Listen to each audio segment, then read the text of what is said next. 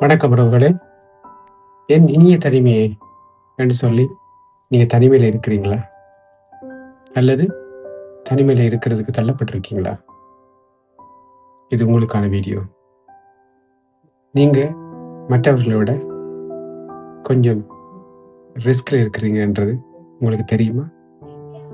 வாங்க தெரிஞ்சு கொள்ளலாம். மனிதன் ஒரு சமூக விலங்கு. அது எல்லோருக்கும் தெரியும். சமூக விலங்குன்னு சொன்னா மனிதன் ஆதி காலத்திலிருந்து எல்லோருடையும் சேர்ந்து கூட்டம் கூட்டமாக வாழ பழக்கப்பட்ட அல்லது அதற்காக படைக்கப்பட்ட விலங்கு. இன்று நாகரிக வளர்ச்சி காரணமாகவும் எங்கட தற்பல தேவைக்காண்டியும் நாங்க என்ன செய்யறோம்னு சொன்னா, தனிமையில வாழ வேண்டிய சூழ்நிலையிலையோ அல்லது தனிமையிலேயே இருக்க வேண்டிய நிலைமையிலேயே நாங்க இருக்கிறோம். இது என்ன செய்யுதுன்னு சொன்னா, எங்கட மூளைக்கு, எங்கட உடம்புக்கு காலங்காலமாக கூட்டமாக வாழ்ந்து பாதுகாப்பாக உணர்ந்த எங்கட மூளைக்கும் எங்கட உடம்புக்கும் ஒரு தனிமை எங்களை அறியாமலேயே ஒரு பயத்தை, ஒரு ஸ்ட்ரெஸ்ஸை கொடுக்குது. அந்த ஸ்ட்ரெஸ் மூலம் உங்களோட மூளையில இன்ஃப்ளமேஷன், அதாவது வீக்கம் உருவாகுது. இதை சொல்றது சோசியலி இன்டியூஸ்ட் ஸ்ட்ரெஸ் சொல்றது. இது என்னன்னு சொன்னா, உங்களோட தனிமையால உங்களோட உடம்புல ஒரு பயம் உருவாகி கோர்ட்டிசால் என்ற ஹோமோன் உங்களோட உடம்புல இந்த நேரம் சுரந்து கொண்டிருக்கு. அந்த ஹோமோன் மூளையில இன்ஃப்ளமேஷனை உருவாக்கி, வீக்கத்தை உருவாக்கி பல்வேறு நோய் நிலைமைகளுக்கு வழிவகுக்கும். உங்களுக்கு தெரியுமா, ஒரு நாளைக்கு 15 சிகரெட் பிடிக்கிற ஒரு ஆளுக்கு எவ்வளவு நோய் வாரதுக்குரிய அறிகுறிகள், எவ்வளவு அவருக்கு ரிஸ்க் இருக்கோ, அதே ரிஸ்க் உங்களுக்கும் இருக்கு. நீங்க தனிமையில இருக்கிறீங்க, ஒரு நாள் தனிமையில இருக்கிறீங்கன்னா நீங்க ஒரு நாள் 15 நாள் சிகரெட் குடிச்சதுக்கு சமம்.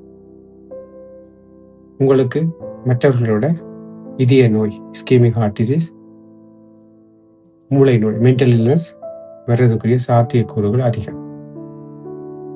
இதுக்கு என்ன செய்யலாம்?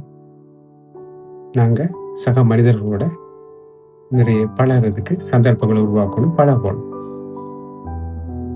நீங்க நினைக்கலாம், நான் நிறைய நேரம் வீடியோ கால்ஸ் கதைக்கிறேன், ஃப்ரெண்ட்ஸோட காய்ச்சிட்டு இருக்கேன், ஆன்லைன்ல ஃப்ரெண்ட்ஸோட கண்டாக்ட்ல இருக்கிறேன். அதெல்லாம் சரி வராது. உண்மையான ஒரு உங்களுக்கு ஆரோக்கியம், அதாவது தனிமையிலிருந்து விடுபட்டு உண்மையான ஆரோக்கியம் வரணும்னு சொன்னா, நீங்க ஒரு நேரடியான மனித தொடர்பு வச்சிருக்கோம். மனுஷனோட ஐ டு ஐ கண்டாக்ட் இருக்கும். தெரியுமா, மற்ற விலங்குகளோட ஒப்படைக்க மனிதனுக்கு வெள்ளமொழி அதிகமா தெரியும். மற்ற விலங்குகளுக்கு வெள்ளமொழி அதிகமா தெரியாது. அது அந்த விலங்குகளோட பாதுகாப்புக்காண்டி உருவாக்கப்பட்ட விஷயம். ஏன்னு சொன்னா, அந்த விலங்கு எந்த பக்கம் பார்க்கறதுன்னு எதிரியான விலங்குக்கு தெரியக்கூடாதுன்றக்காண்டி எந்த பக்கம் தப்பியோட நினைக்குது, எந்த பக்கம் பார்க்குதுன்னு சொல்லி எதிரி விலங்குக்கு தெரியாம இருக்கிறதுக்காண்டி அதுன்ற வெள்ளை மொழிகள் பெருசா தெரியறதில்லை. ஆனா மனுஷனுக்கு அப்படி இல்லை, வெள்ளை மொழி தெரியும். ஏன்னு சொன்னா, அவன் எக்ஸ்பிரஷன், முகத்தில் இருக்கிற expression, eye to eye contact வச்சு மனுஷனோட இன்னொரு சக மனிதனோட இன்டராக்ட் பண்ணணும்ன்றதுக்காண்டி அந்த அந்த வெள்ளமொழி கூட எங்களுக்கு தெரியுது. அது அந்த வெள்ளமொழி எங்க அதுக்கு உதவி செய்யும். அடுத்தது மனுஷனோட மனுஷன் தொட்டு பழகணும். இவ்வாறு நாங்க ஒரு நேரடியான தொடர்பு வச்சிருக்கும் போது எங்களோட உடம்புல செரட்டோனின், ஆக்சிடோசின் என்ற ஹோமோன்கள் வளமைக்கு கூட அதிகமா சுரக்குது. இந்த ஹோமோன் என்ன செய்யணும்னு சொன்னா, எங்களோட மூளையை ஆரோக்கியம் வச்சிருக்கிறதுக்கு மிகவும் ஹெல்ப் பண்ணுது.